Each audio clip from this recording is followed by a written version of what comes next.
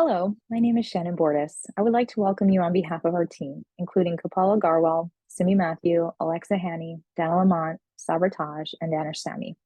We hope you find our presentation on Japan's health system model informative. I'll begin with an overview of Japan's health system model, including its origins, basic features, history of adoption, implementation, and evolution. Japan utilizes a statutory health insurance system, which provides universal coverage by requiring enrollment in either an employment-based plan or residence-based health insurance plan.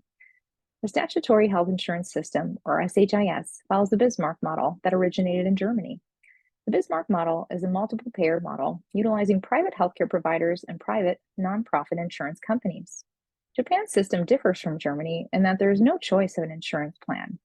SHIS provides coverage for about 98.3% of the population, with the public social assistance program for impoverished people covering the remaining 1.7%. Undocumented immigrants and visitors do not receive coverage through the SHIS. Japan's system is primarily funded by individual contributions and taxation. Most residents also have private insurance as a supplement for catastrophic events. SHIS is divided into two types of mandatory insurance: employees' health insurance and national health insurance plans. Employee health insurance plans, or EHI, are employment-based and provide coverage for about 59% of the population. EHI plans feature an income-based salary deduction of about 10% with an employer contribution of about 50%. Small company plans may receive government subsidies of about 14%. However, large company plans are not government subsidized. Over 1,400 employment-based plans exist.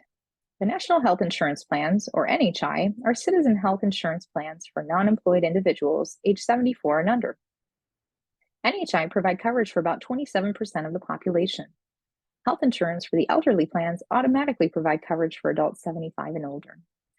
NHI plans feature income-based monthly payments ranging from 5 to 10% of the resident's income, with the government paying the remainder of the premium.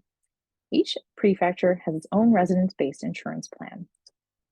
The national government regulates the SHIS, negotiating the fee schedule and setting a single fee for providers, clinics, and hospitals throughout Japan.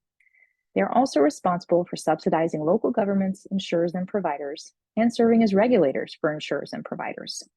At the local level, prefectures support the SHIS by managing residence-based regional insurance plans. They're also responsible for developing regional healthcare delivery networks through national government subsidies. SHIS cost sharing requires enrollees pay 30% coinsurance for all health services and prescription drugs, with the remaining costs paid for by the government. Young children and low-income older adults are exempt from coinsurance, and monthly out-of-pocket maximums cap enrollee spending. Japan's healthcare providers are privately employed. Clinics are typically privately owned and operated by physicians or medical corporations. Hospitals may be public or privately operated, but must be nonprofit by law. A for-profit industry is allowed for elective and cosmetic procedures. Large for-profit companies may have hospitals for their own employees. For example, the hospital pictured on this slide is Toyota Kosai, which provides care to employees of Toyota Corporation. Japan's system is considered a free access system, wherein patients may choose any healthcare provider. Patients are not required to register with a practice, and there is no strict gatekeeping. However, patients are disincentivized from self-referral through extra fees. Covered benefits include hospital, primary, specialty, mental health, hospice, physical therapy, most dental care, durable medical equipment, and approved prescription drug coverage. Because the government negotiates and sets provider fees, services are provided at a uniform price. Copays are charged for primary care and specialty visits, and fees may be assessed for using preventative health services. Before covering the evolution of Japan's health system, I would like to briefly cover the impact of World War II on healthcare in Japan. The immeasurable destruction of infrastructure resulting from World War II necessitated rebuilding of healthcare facilities. This was promoted through legislation for development of hospitals, clinics, and other facilities. Healthcare provider and supply shortages led to the enactment of the Medical Service Law to ensure quality standards within healthcare. Finally, the urgency to address communicable disease caused by widespread malnutrition and poor sanitation led to Social Security policies and vaccine laws. Prior to 1920, health insurance was primarily offered through private and public mutual aid associations, with variation in contributions and benefits for workers. In 1922, the health insurance law mandated that health insurance be offered to employees of firms with 10 or more employees through a corporate health insurance association. This was expanded in 1934 to include firms with 5 or more employees. 1927 marked the transition to a government-regulated, employment-based health insurance system, where benefits and rates were decided by the government. The National Health Insurance Law of 1938 established the National Health Insurance System, providing residence-based insurance. However, implementation of residence-based care was complicated by World War II, leaving up to 1/3 of the population without coverage. This was rectified in 1958 with the amendment to the National Health Insurance Law, mandating all municipalities establish and administer residence-based NHI programs, allowing universal health care to be achieved in 1961. In 1972, Japan attempted to provide free healthcare for adults 70 and older. However, this was retracted in 1982 in order to control costs of excess utilization. In 2006, a separate insurance scheme was established for adults over 75. In 1997, legislation provided coverage for long-term care, including institutional-based care, home health care, and community-based services for those over 65, as well as those between 40 and 64 with aging-related disabilities. Most recently, the Healthcare System Reform Law of 2015 changed the oversight of the residence-based NHI from the municipal level to the prefectural level. This reform also increased insurance costs for employees of large firms and the government and provided for mixed billing to allow for billing of covered and non-covered services. I now turn you over to Danish for an in-depth look at Japan. I will be talking about Japan as a country itself. Japan is an island country located in the Northwest Pacific Ocean along the coast of East Asia. Japan's government is a constitutional monarchy. The parliamentary government system is in place, and the emperor has symbolic role and performs ceremonial duties. Japan's current population is estimated to be around 124 million people. Japan is divided into 47 prefectures, which hold the next level of jurisdiction below the national government. Now, let's have a look at the GDP on the health and social work industry in Japan from 1994 to 2020. As you move to the right of the graph, you can see with the time the GDP expense have increased. But how does it compare to the rest of the world? Looking at the graphs itself, you can see that Japan has been highlighted in the red at 11%. Compare that to the US. It stands at 17.8%, or nearly 18%. In the fiscal year 2019, the national medical care expenses in Japan amounted to approximately 44.4 trillion Japanese yen, an increase from around 37.4 trillion Japanese yen in the fiscal 2010. The national medical care expenditure consists of the total public funding and medical expenditure paid by the patients in Japan, as well as the payments through the Japanese health insurance system. Let's do a pest analysis. Politically, Japan has a statutory health insurance system which provides universal coverage. It's primarily funded by the taxes and the individual contributions. 98.3% of the population is covered by SHIS, whilst the remaining 1.7% is covered by the separate public social assistance program. The national government regulates the statutory health insurance system. The local governments are required by law to ensure that residents have good quality medical care. Now, rising demand and increasing cost of healthcare played an important role as Japan increased the GDP spent on healthcare sector. The government has been able to contain the cost by the use of nationally agreed fee structure. And this has been really crucial in keeping the GDP cost really low for Japan. However, as we saw in other countries, that technological advancement in aging population, along with low infant mortality rate and high life expectancy, all play a role in the high cost of care in Japan. Socially and the economy, that the aging population in Japan poses significant risk to the healthcare system cost. It is likely that it will increase in the next few years. It is considered one of the healthiest places to live on Earth. This means you live longer, and certainly you'll have a higher cost of healthcare. Technology-wise, Japan has played an important role in telemedicine, robotic surgery, and artificial intelligence. Japan has not only been able to include these advancements in its own healthcare system, but is also leading the advancement in many fields through technology around the world. This graph shows that the cancer, heart disease, and cerebrovascular disease, for example, strokes, they form the main bulk of burden of the disease. There has been changes in comprehensive cost of illness, and the graph shows past estimates and future projections, which is likely to increase in the next few years. Thanks, Danish. Regarding the role of government, the national government regulates most aspects of the statutory health insurance system, including setting fee schedules and setting regulations for insurers and providers. Japan's prefectures are responsible for the regional insurance and developing regional healthcare delivery networks. There are a number of government agencies that oversee health insurance contracts in Japan, some of which are listed to the right. The Ministry of Health, Labor, and Welfare, or the MHLW, drafts policy documents and makes detailed regulations supporting authorized policies. The Pharmaceutical and Medical Device Agency, or the PMDA, evaluates pharmaceuticals and medical devices for quality, efficacy, and safety. And the Central Social Insurance Medical Council sets the list of covered pharmaceuticals, their prices, and the fee schedules in Japan. Priorities listed in the policy framework for 2035 is cost containment and focus on value, a focus on technology, and addressing shortage of providers. Regarding the cost containment and focusing on the value in healthcare, by 2035, Japan would like to focus on maximizing the value of existing resources and prevent and reduce excessive care in Japan. In terms of technology, they'd like to build a network that links data using unique identifiers to evaluate healthcare policy over the long term. They'd also like to establish a platform for clinical trials.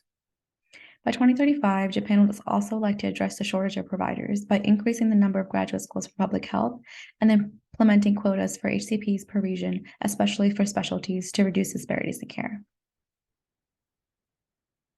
There are several social justice impacts of the 2035 proposal, as the three key principles for the vision are fairness, solidarity built on autonomy, and shared prosperity for Japan and the world.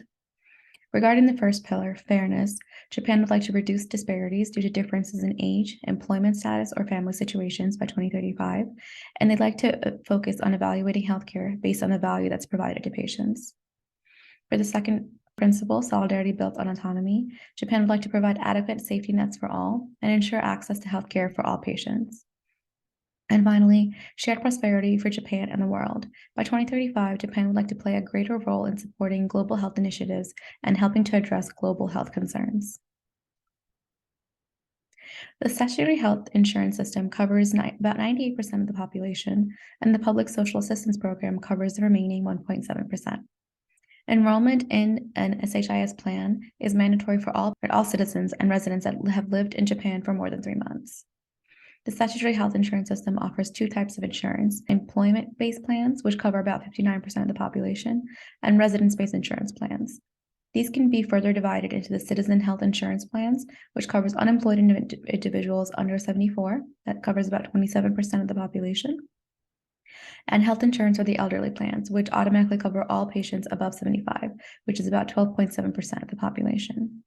In addition to the coverage provided by the SHIS, 70% of the population is also enrolled in private supplementary coverage. Regarding the care covered by the statutory health insurance system, many areas of care are covered, including hospital visits, primary and specialty care, mental health care, approved prescription drugs, hospice care, physical therapy, and dental care. Services that are not covered include eye care that's provided by non-physicians, corrective lenses for patients above 9 years of age, maternity care, and cosmetic care. Regarding maternity care, although it's not a covered service, they do provide a lump sum to the hospital at birth. Regarding expenditures by service, the greatest spend was spent on inpatient care at about 37%, and this is attributed to the longer than average length of hospitalizations in Japan. Following inpatient care, the next highest spend is outpatient services, which covers about 34% of the spend, and pharmaceuticals at 18%. And now I'd like to pass it on to Kapil. Thank you. Thank you so much. I'm going to talk about the health system performance. The Japanese healthcare system appears to perform well. The total GDP of the country being 5.082 trillion USD with population of 126.3 million. The healthcare expenditure percentage of GDP is 10.94. Japan spends half as much as US per capita on healthcare. The Japanese healthcare system is characterized by public health insurance with mainly private providers. Japan has universal public health insurance with coverage of comprehensive range of services and only modest cost sharing by the patients. Here we see the healthcare expenditure of Japan. In last 3 years, in 2020, the expenditures declined due to COVID-19 pandemic.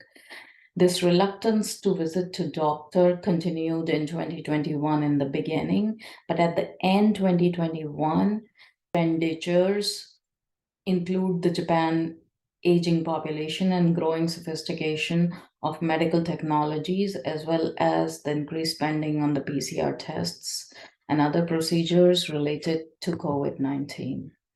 There are 4 factors which contribute to Japan's healthcare spending.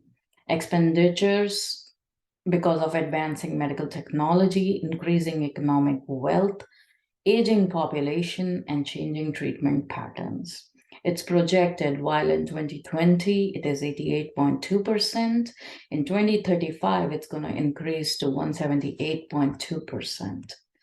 What's the quality performance? Due to Japan's low birth rate and high life expectancy, the population has aged significantly since mid-20th century.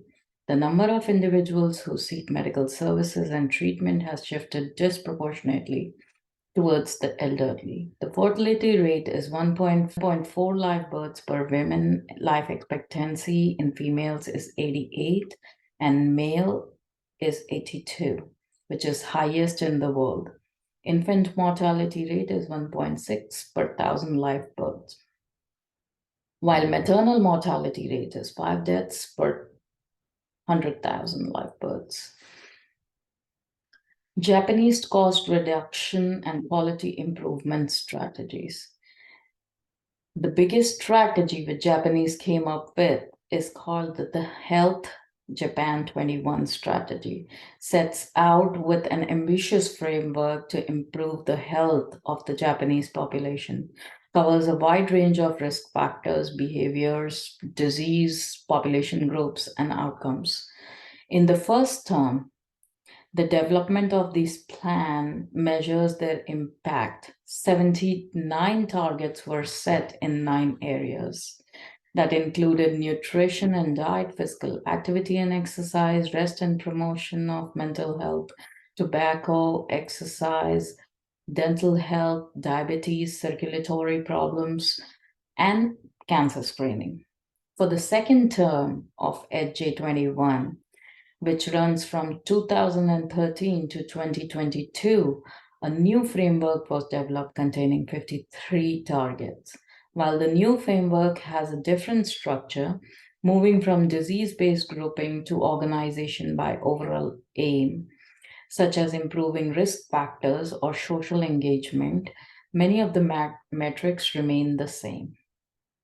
There were other strategies in Japan 21. Local communities and companies and other public sectors were all involved in delivering the Health Japan 21. The other strategy was the Ministry of Education in charge of school-based interventions to promote healthy lifestyle among children, primarily through school lunches. To try to reduce the smoking rates, while female smoking rates are low, Japanese men are heavier smokers than the OECD average. Japan is implementing a ban on smoking in public places. In 2017, Ministry of Health proposed a bill that would make all indoor public places smoke-free.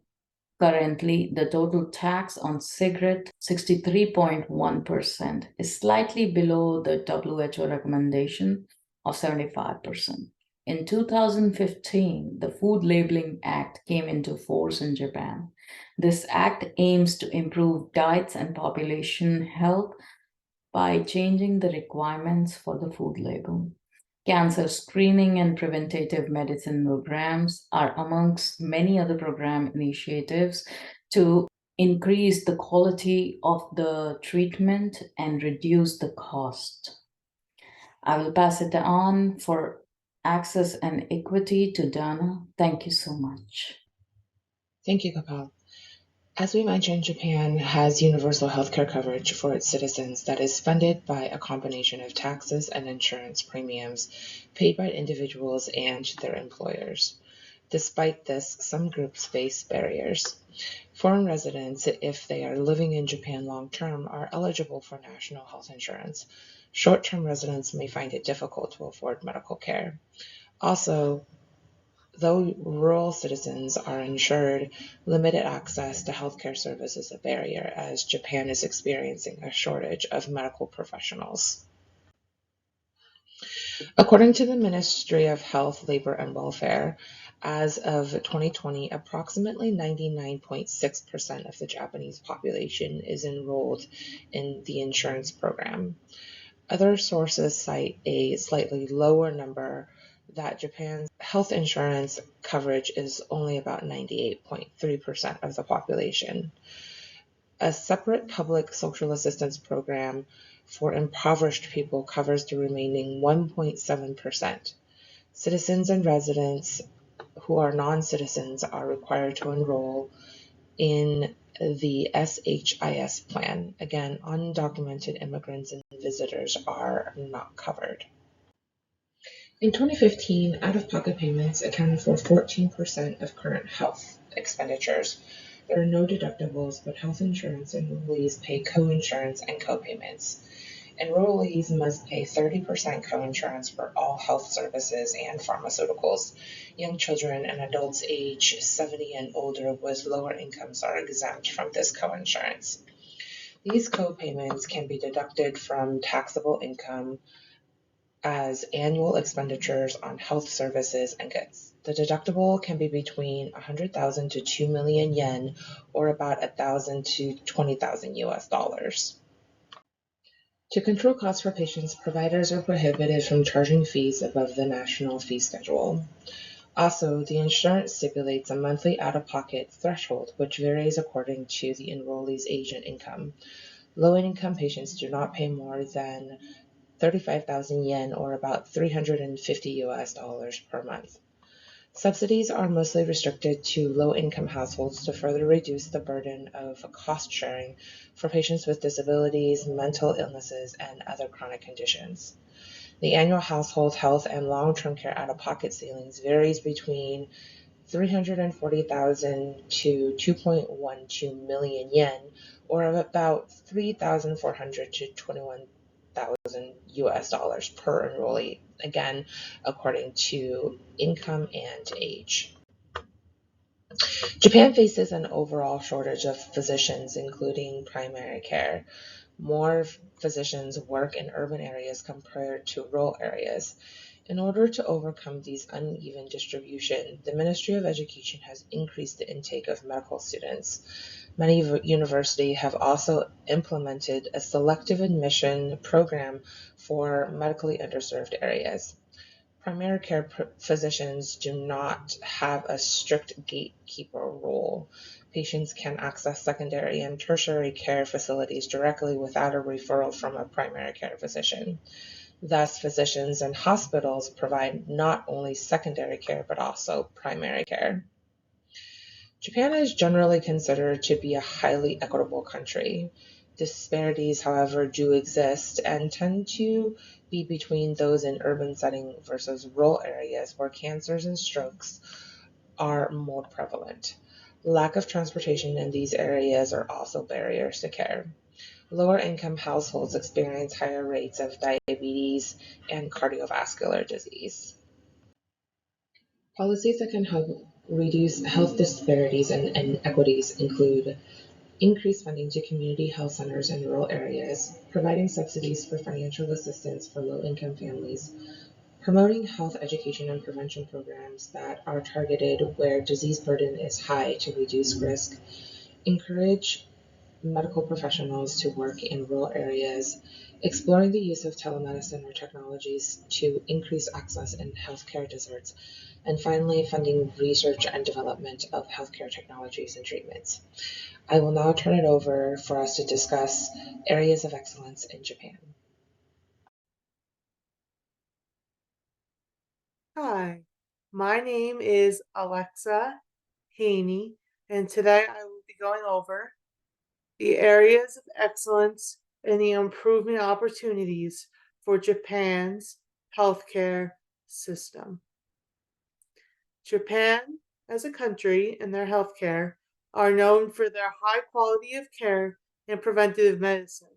They have free vaccination programs for children and are very focused on specific health checkups under their specific health guidance policy. Checkups for chronic illnesses are encouraged often. They're also very efficient at their cancer screening programs, and they are the country with the world's highest life expectancy. Overall, the cost to patients across through their universal healthcare model. As for improvement opportunities, there's quite a few. General practitioner and family doctors in a hospital-based system. The specialty of general practitioner is new to Japan, and doctors do not need to be recertified in Japan after their initial licensing exam. Though it is new that some specialist societies have introduced revalidation for qualified specialists instead of having to be recertified over time. Japan also has the world's aging population, with 28.2% of the population over the age of 65. So they are the world's oldest country. The Long-Term Care Insurance Act was passed. Its aim was to provide care services to the elderly, and now its goal has been moved towards promoting self-independence. 2 levels of care for support and 5 levels of care for long-term care. Financial sustainability amongst the world's most rapidly aging demographic will be a challenge for the future for Japan. Thank you, Alexa. Konnichiwa. My name is Saber, and I'll be discussing healthcare quality, disease and aging in the Japanese population. The good part is that the Japanese have the longest life expectancy in any of the OECD countries, 84.1 years versus 80.8 years. The bad part is that their mortality is equivalent to the mortality of the other OECD countries, at 50% people dying due to chronic diseases such as hypertension, cancers, cardiovascular disease, and cerebrovascular diseases. Japan is predicted to be the oldest population in the OECD countries, with 40% greater than 65 years of age and 50% greater than 80 years of age by 2050. The Japanese have long believed in a concept called ikigai. Ikigai is when mission, passion, profession, and vocation align. It gives you a reason for living, and it's a key to happier and longer life. So it's no wonder that Japan introduced the Healthcare Quality Initiative, Health Japan 21. This national initiative was introduced in 2000, and it focused on 3 things: disease prevention, healthy lifestyle promotion, and health policy development. The prevention was from chronic diseases such as obesity, diabetes, cardiovascular disease, and cancers.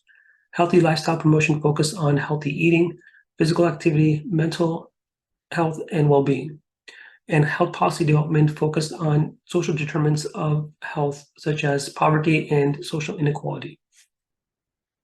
The impact and outcome of Health Japan 21 was profound in that it improved life expectancy to 84.1 years by 2016. And since the initiative was started in 2000, you could see the difference within 16 years. Also, the life expectancy in Japan did not decrease post-COVID, again demonstrating that the initiative worked, having healthier older adults which survived COVID. It also reduced mortality from lifestyle-related diseases such as death from stroke decreased by 47% since 2000. There was an increased awareness of healthier eating, physical activity, and other health-promoting behaviors. Lastly, there was improved healthcare infrastructure, focused on preventive care and early intervention. The Japanese culturally would just go to a doctor, a specialist, whichever they needed at any time. The new focus has been on prevention and early intervention. Factors that promote the introduction and use of new products and services include strong regulatory frameworks such as the Pharmaceuticals and Medical Device Agency, which reviews and introduces new products and services, an aging population, which increases the demand for new and innovative products and services in healthcare. High-tech culture. Japan has always been at the forefront of new technology, thus is optimal for advancing new products. And then access to funding. Japan has robust financial markets, which allow for funding and investment in development.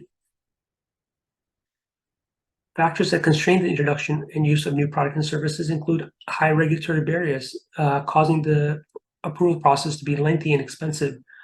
The reimbursement is complex, which limits the uptake of new products and services. Their conservative medical culture, which is highly resistant to change, and Japanese is the primary language, which is a barrier for non-Japanese companies. And for those that are interested in learning Japanese for healthcare professionals, you can buy the CD and book at your nearest Target store. The link is included on the bottom of this slide. Lastly, there are cultural differences which do hinder and make it challenging for foreign companies to understand and navigate this market. Thank you for listening to our presentation on Japan and its healthcare system.